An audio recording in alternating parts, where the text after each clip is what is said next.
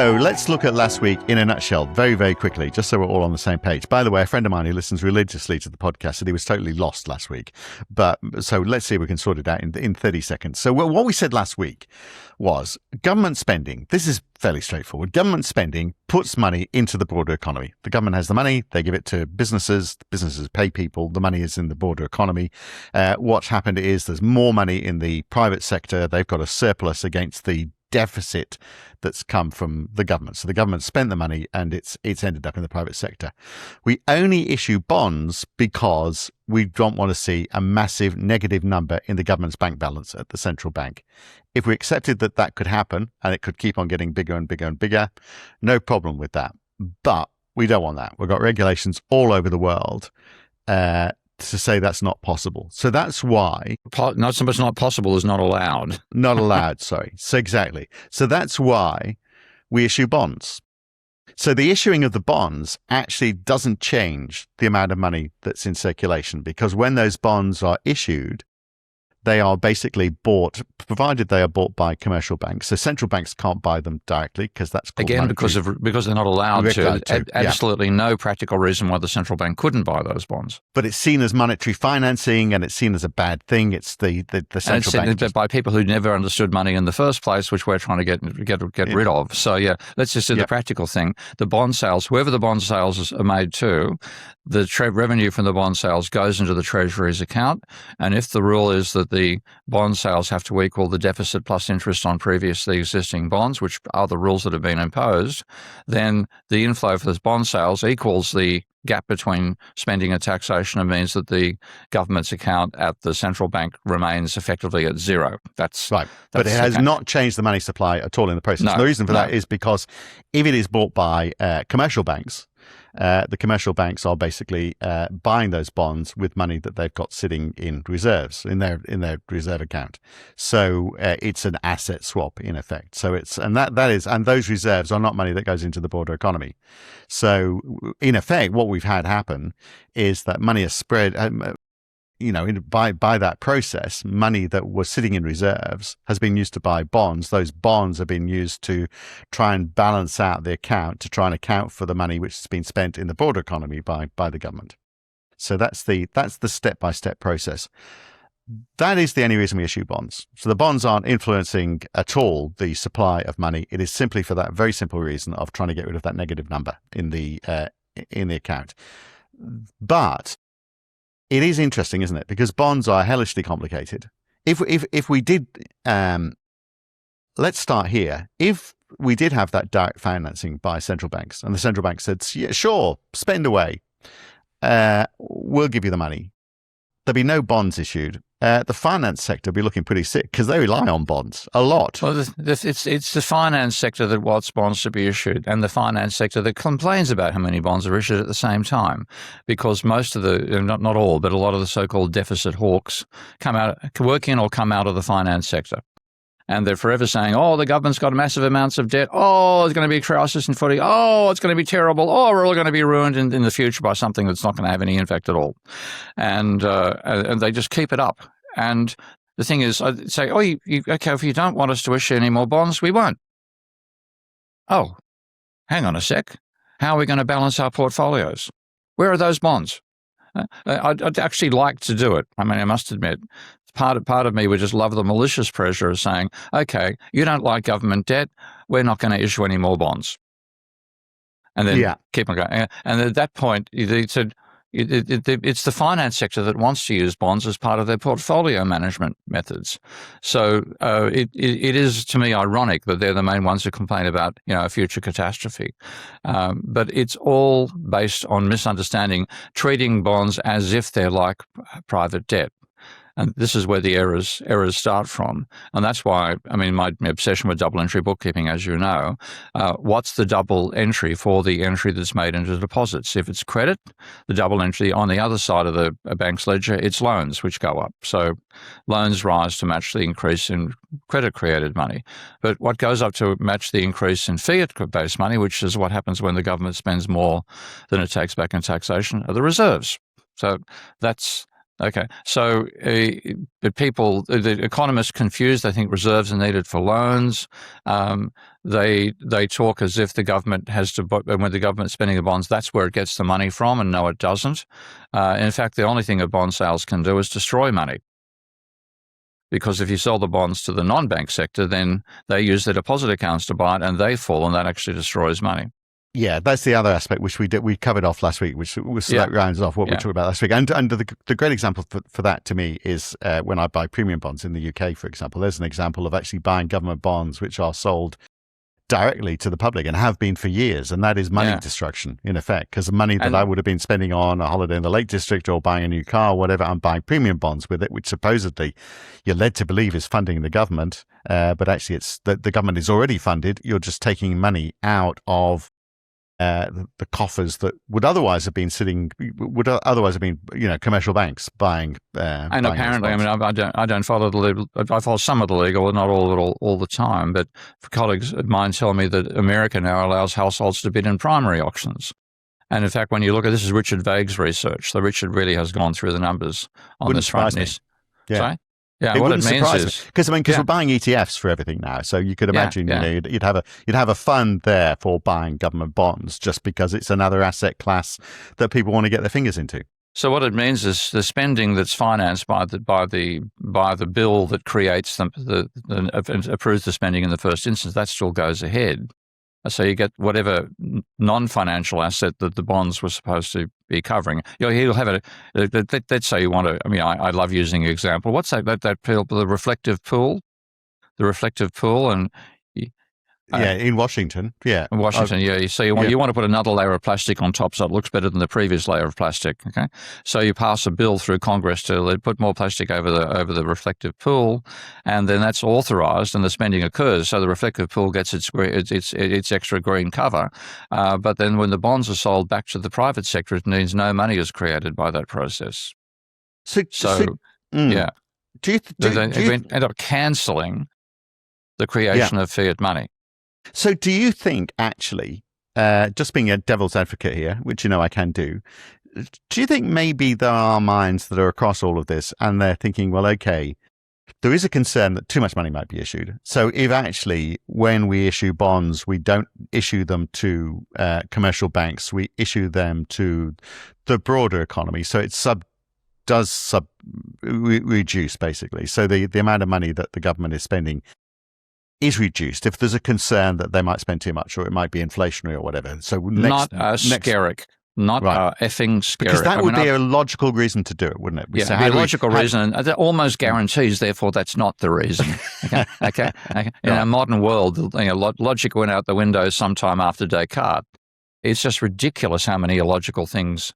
Because I like that as a policy, that's quite good, isn't it? Saying, well, how do we counter inflation if the economy is running too hot? I know what we'll issue bonds to the public to pull money out of the economy. But that's a reason. That's a good reason. I'm actually making this argument at the moment, a couple of videos. This is a good reason to sell bonds to the central bank. Get rid of that stupid prohibition, which is based by people who don't understand fiat money creation in the money period in the first instance.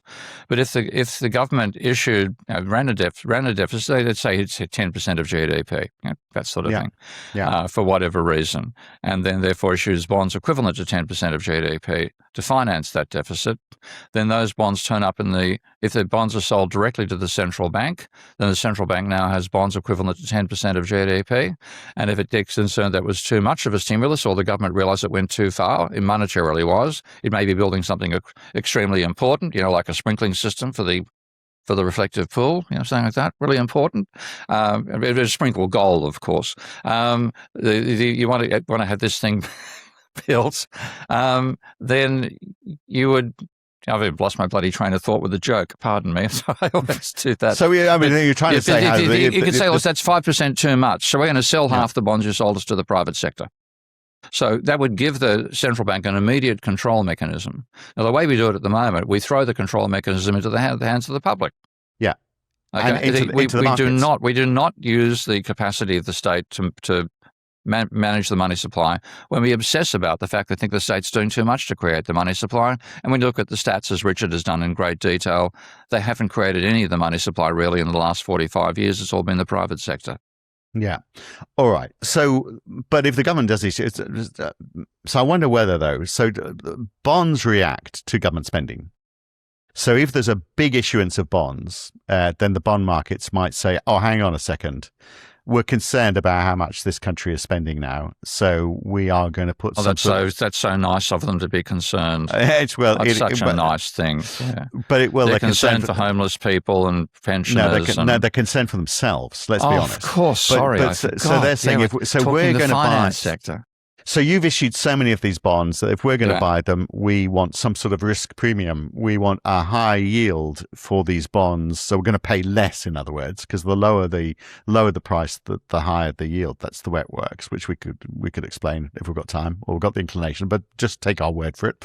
That's the way it works. So you've got you're buying. So they say, well, you're issuing too many of these. There's so many of them now, they're not going to be worth as much. Therefore, we're not going to pay as much. And that pushes the yields up. Supposedly, then everyone goes, oh no, the cost of borrowing has gone up, which it has, not for the government, but it has for everybody else, hasn't it? And that is in direct response to people thinking the government is spending too much, therefore the government is getting into too much debt, but I think not. This is another con job pulled by the finance sector on the rest of us. It's the way it works all over the world. Yes, I know. And I think, therefore, I think it's a con job pulled on the finance sector, by the finance sector on the rest of us. Because an ordinary business, when it's working out what its profit rate is, it looks at its cash flow, like its net cash flow, divided by the value of its capital stock, machinery, all the stuff that it needs to actually create the goods and services that it's selling. Now, what banks do is say, oh, we're going to base our interest rate on the rate that the Federal Reserve pays on bonds. Okay, that's not a cost to the banks. That's part of their portfolio. Okay, the cost of the buildings, the machinery, the ATMs, the risk assessors, et cetera, the people, that's their costs. So if you actually estimated the costs of the profits of the banks would be far higher than is implied by the gap between what they charge on loans and what they have to pay on deposits, for example. But people often make that comparison, think if the rate goes up on government bonds, then effectively they think the banks are borrowing that money and have to make a margin on top of that money. They don't. The loans rate could be below the rate of loans, of bonds rate. In fact, that applied back in the high inflation days. That's the con job in terms of how much banks are charging for loans. They should be basing their interest rate costs on their cost of creating the money in the first instance, and that is much more constant. It's basically you've got to there are obviously costs in creating money. You've got to have a bank in the first place. You've got to have staff in the bank. You've got to have technology in the bank. You've got to you take risk positions. There's enormous costs in managing a bank, but those are the costs that give you how much. If a loan of if they make a loan of $1, what are the costs in creating that dollar? And it might be I'm only guessing, but I'd say 2 or 3 cents. That sort of level, okay? And that's fairly constant. That's the cost they should be putting there. If they make more than that, if they charge above the 2 or 3% rate, they're making a profit. So I think the whole comparison with bonds is just yet another way that people who are confused about money continue confusing other people about money. Well, they would say that, we've also got to pay the interbank rate. So if we don't have enough money in reserves but then to cover off, if you spend your money, if we give you a loan and then you're going to spend it in another bank, we've got to be able to cover that off. So we've got to have the reserves for that. And if we don't have the reserves, we'd have to borrow them. So we have to pay whatever the interbank rate is to borrow those reserves. So that's another cost. Yeah, they've got to cover. Yeah, I mean, and that's where the government can set that rate, because there's an interbank rate used to be set pretty close to just above zero, because there was no interest paid on reserves, and if you wanted to top them up, then you either borrowed them from a fellow bank or in desperate, so you borrow from the discount window. Yeah, it's not a. It's less not an issue now because there's so many bloody reserves out there. And that's the thing, and that's why they pay interest on reserves. So the other trick you could do is, we're going to abolish interest on reserves. Now that would cause a bit of a panic by the banks, okay, because they currently get a nice little earner for them now after the global financial crisis. So they're happy to leave them at 10% of GDP because they're getting a return. Interest rate just below the rate of bonds, which makes them actually a safer issue in some ways than the bonds are. And I can understand why banks are buying less of the bonds these days, because being paid interest on the reserves. Two things about that. One major thing is that they're not affected by the rising interest rates. But because the central banks have become obsessed with increasing the interest rate to control the rate of inflation in their stupid models of the economy, by putting up that rate, they're reducing the value of bonds. Now, that makes bonds a losing asset for the banks. So a sensible move by banks in a world of rising interest rates is to stop buying bonds. Okay. Okay. When we come back, I want to talk about how we arrive at the value of those bonds, though, because it's not just the setting by the central bank. The market has a lot to do with it as well. In the secondary market, the secondary market definitely sets the secondary rate. The secondary market does influence the primary market as well. But look, we can argue over that in just a second. We'll come back and talk about that on the Debunking Economics podcast. So we're looking at bonds, and obviously, the bond issuance is seen as being important in the banking sector, less important or not at all important when it comes to actually controlling the supply of money, which is interesting, isn't it? Because the supply of money is what the central bank is all about. When they talk about monetary policy, they are talking about how they control the supply of money and how they control inflation by the supply of money. Is that still the argument they're using? Yeah, I mean, one of the reasons we talk so much about central banks these days is that neoclassical economists have built models of the economy in which the central bank is an integral part and it's controlled by neoclassical economists. Yeah. So they think that by putting up the rate of interest, according to their models, that'll reduce the rate of inflation. And the reason is it'll reduce consumption. Now, this is the complete opposite of what was argued back in the Keynesian days, before with people between 45 and 75, roughly speaking. You had basically policies driven by the desire to achieve full employment, and central banks and the economists were sidelined to some extent. And in those days, we did the empirical thing and said that if changing interest rates affects anything, it affects the net present value of future investments. So it was seen as investment was the thing that you were trying to control. And investment is clearly volatile. Investment's about 3 times as volatile as total GDP. Therefore, that means the remainder, which is consumption, is quite placid. It doesn't change very much at all. However, in the models of neoclassical economists, what varies is consumption. So they have a model that says the opposite of what happens in the real world, and that's what they think they're controlling. So it's no wonder it's a mess. So, thinking through the rationale of all of that, if there's a certain amount of money in the economy, and the government puts up interest rates, there's still the same amount of money in the economy. So how is that slowing consumption? And given that the money supply is the same, unless we see a slower turnover. You're not. No, mate. I'm sorry. No, you're showing an intellectual weakness. So you're not thinking intertemporally in a what's the term they use? I have to use a no Ponzi environment. They literally assume that when you go shopping, you are considering the utility of your entire dynasty. Not just you, or your kids, or your kids' kids, or your kids' kids, literally out that far. They think you're going shopping with an infinite future. You're making planning your consumption with an infinite future. And I'm quoting from the economics papers. Okay, you've said that before, and I don't quite understand why. Because I'll give you a chance to explain that. But if I'm told that I've got a certain amount of money, I have a certain amount per year, and everyone's more or less in the same boat. So the government or the central bank puts up interest rates.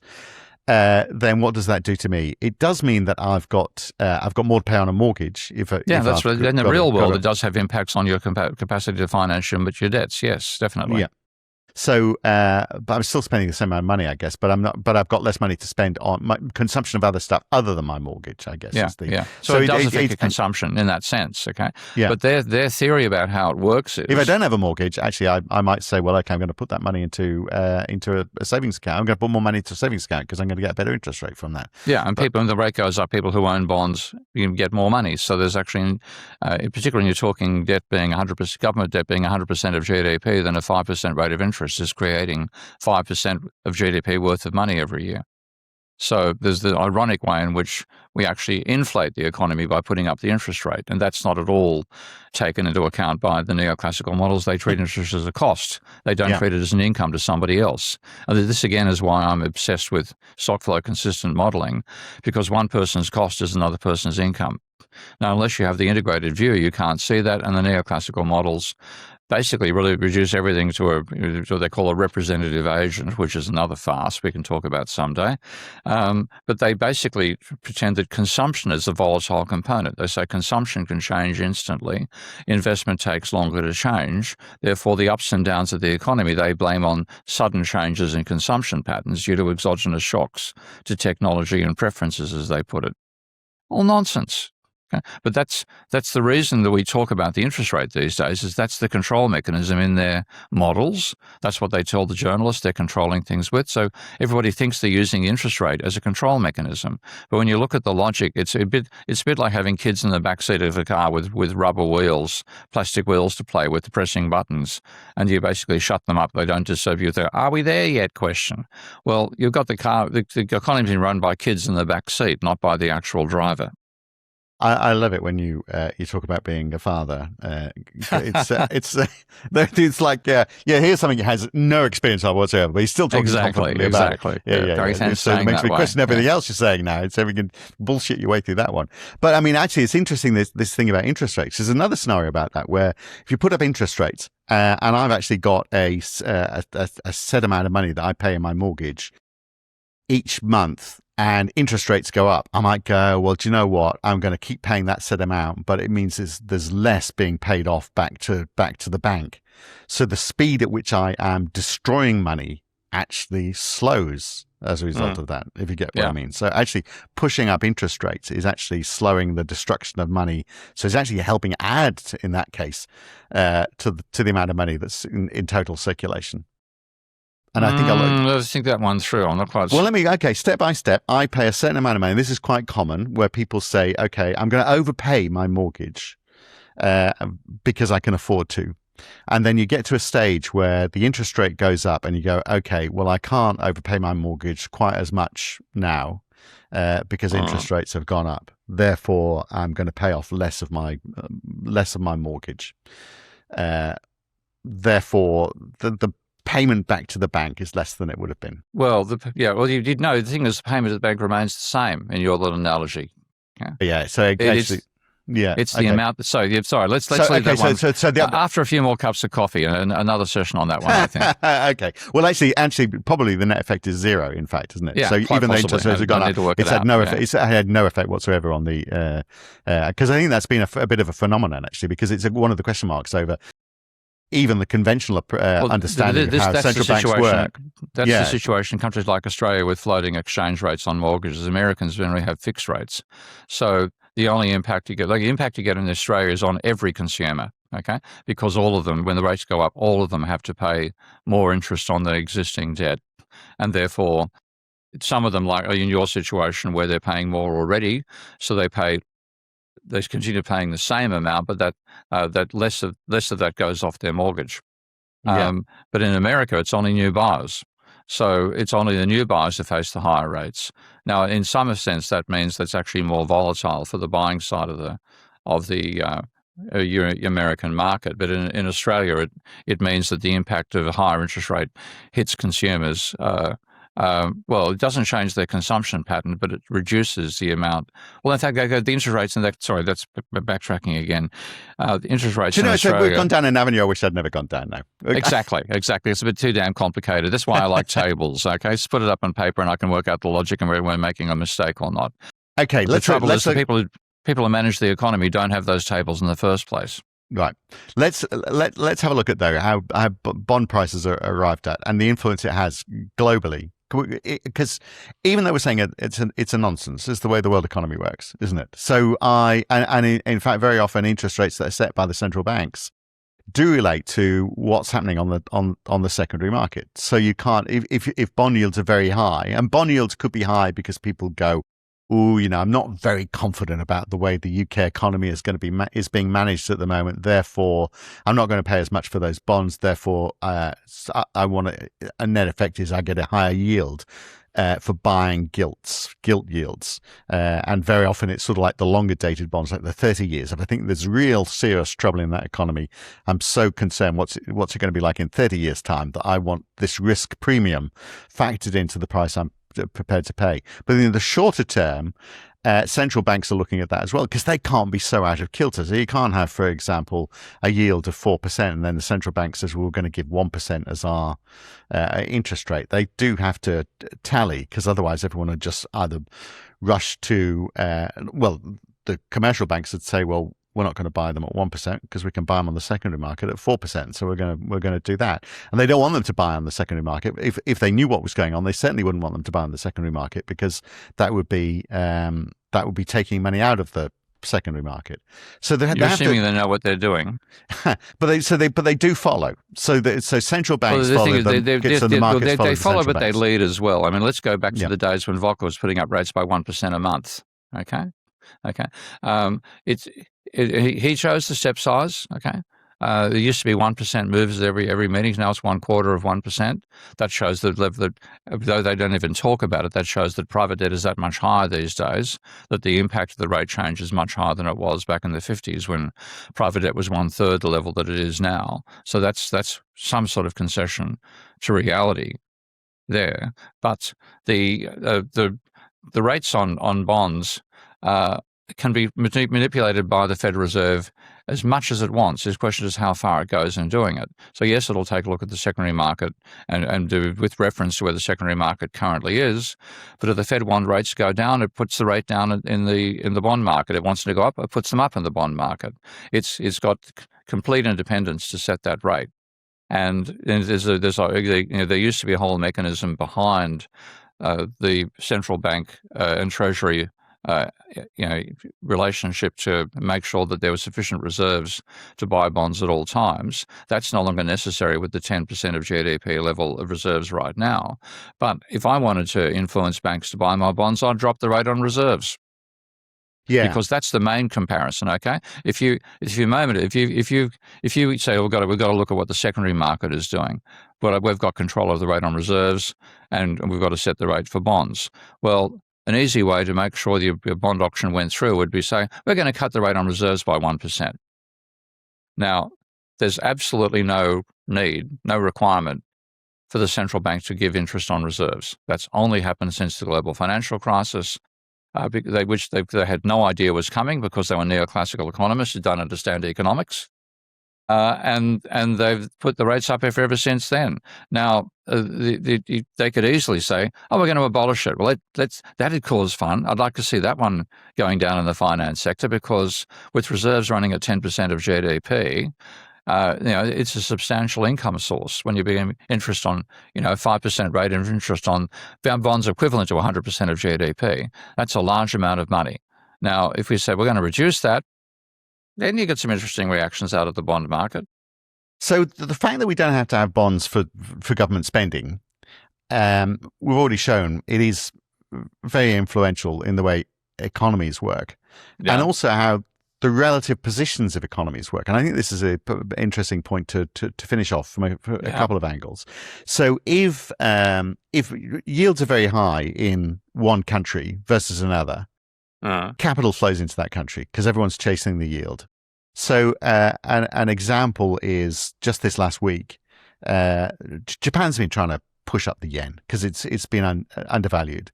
The United States, for the first time, I think this has ever happened. I love this because Donald Trump's been talking about currency manipulation, but now he's given it a try himself. So the US has been selling euros to buy up Japanese government bond yields along with the Japanese government, because if they do that, then they're hoping that demand will push up the yield, and that will drive more people to buy the yen. So the yen increases in value. So there is a relationship between bond yields, even though we don't need bonds, and the exchange rate, which really does influence the way trade operates. And that interplay for something that we don't need, theoretically, is having a big impact on the way the global economy works. And if you break that down to the root of all of that, those yields are high because people think governments are spending too much money. Now, whether it's whether they're right not spending or not, enough, yeah. Well, maybe they're not spending enough, but whether they're right or not, that is what the perception is, and that's why the relative spending of different economies is reflected in bond yields, which then gets reflected in exchange rates as well. for something we don't need. Yeah, the finance markets have got to buy the balls. And but I mean, but I do wonder whether, and if you take it back to the, right back to the beginning, is there a point though that actually government should be penalised if they're spending too much relative to everybody else? I mean, the thing is, they're not spending enough, and this is the frustration. All this stuff, like obviously we should spend money on bombs and killing people in other countries, okay? And keeping them out of our country. We shouldn't spend them on health or education or infrastructure. I've got a great example on that, actually, because the Y Curve, another podcast I do this week, we're looking at homelessness in the UK, which, and like in many parts of the world, but particularly in the UK, it's increasing. And the reason is, the person who had it on, so it's very easy to fix, just more social housing, very simple. And one of the scary factors was, I mean, it's sort of like doubled in 10 years, the number of people who don't have a home. And 4 of them are killing themselves each day because there's not enough money. So because governments are constrained. So that's a horrific thing to think about. It's horrific, really? And this is why the modern monetary theory has got the attention it has. So people can just see the horrific effects of this obsession with not running a government deficit, what it's done to the state of societies over the last 40 or 50 years. And it was supposed to increase the whole idea of let the experts take over was we'd have a faster rate of growth than when the amateurs were in charge after World War II, between 45 and 75. Look at the rate of economic growth. It's on average, it's fallen by 2% per annum. That's averaging all countries. For America and the UK, it's about a 0.8% fall in the rate of per capita economic growth. But all this stuff with so-called market-oriented stuff, with so-called experts on the economy, neoclassical economists running everything, the economy's grown more slowly. And then as well as it can't grow without more money, can it? I mean, that's right. And they've been strangling the money supply, and they wonder why it's not growing so rapidly. There's so many ironies in what's been done by the mainstream, and yet we're still stuck inside their Overton window. So the regulation in the UK, actually, which is inhibits from the central bank from getting too much into debt, is actually, I mean, there probably was regulations before, but it's still the euro regulation that was that is followed. Now, I can see, again, it gets back to this idea of comparative spend by different governments. For the euro area, and this is a real problem, isn't it, for when you've got a common area where you're trying to create common regulations. There would be a concern if Spain was to say, right, we are going to spend a whole load of government money and we're going to prop up industries, for example, and France said, but we're not going to do that. And France is a competitive disadvantage. Or Spain says, well, just by spending more money, we're going to have more money in our economy. So we're going to go great guns. And France says, well, we're not going to spend quite as much. So there's that relative position between different countries, which in Europe is a real problem because they're all supposed to be competing equally.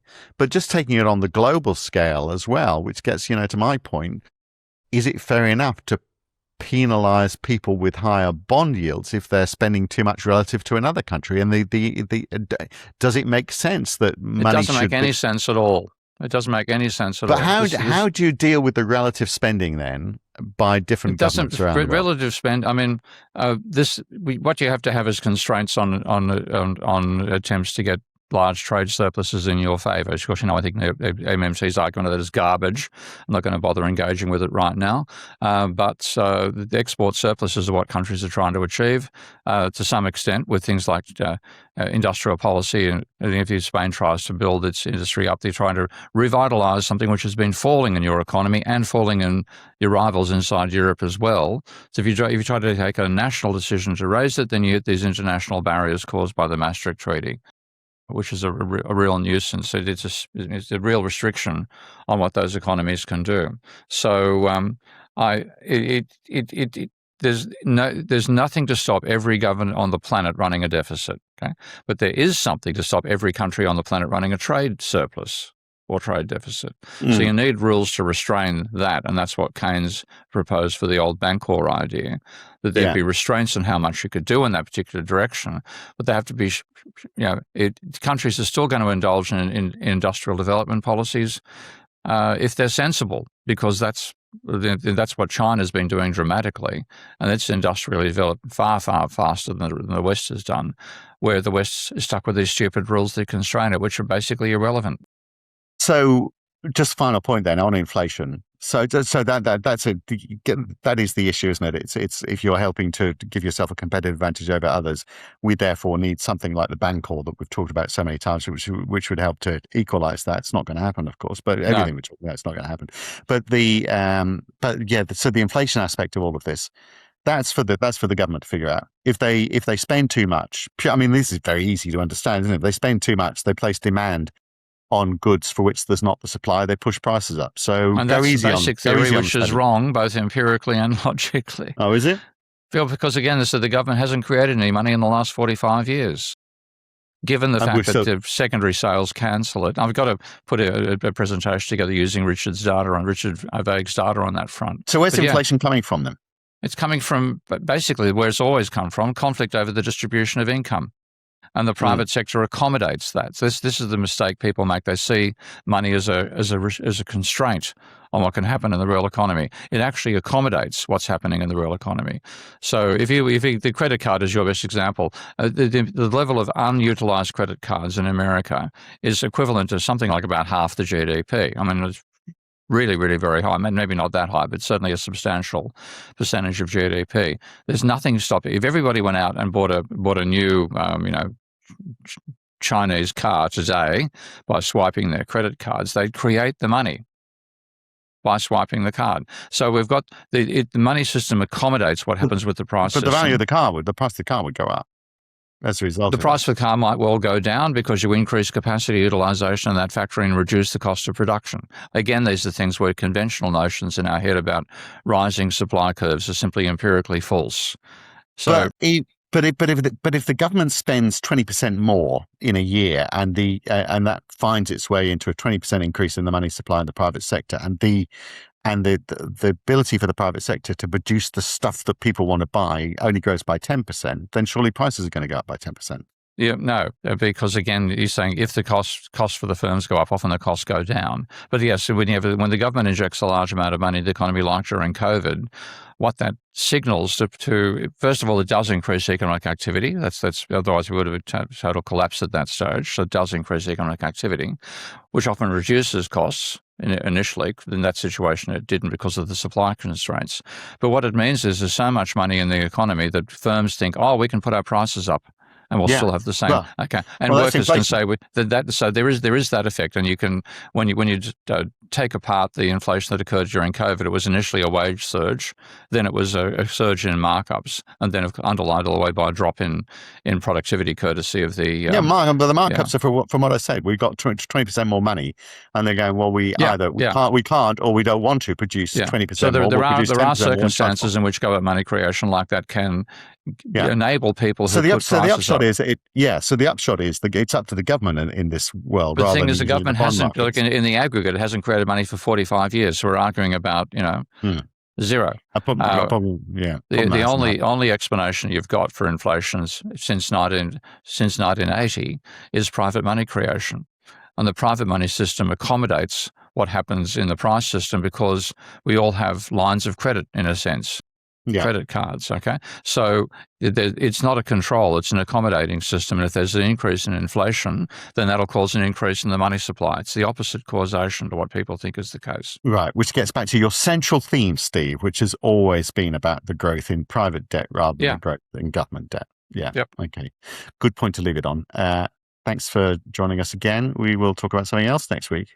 Not about bonds or government spending. Let's get away from bonds. Yeah, let's get unbonded. Okay. All right. See you next week. Okay, mate, bye.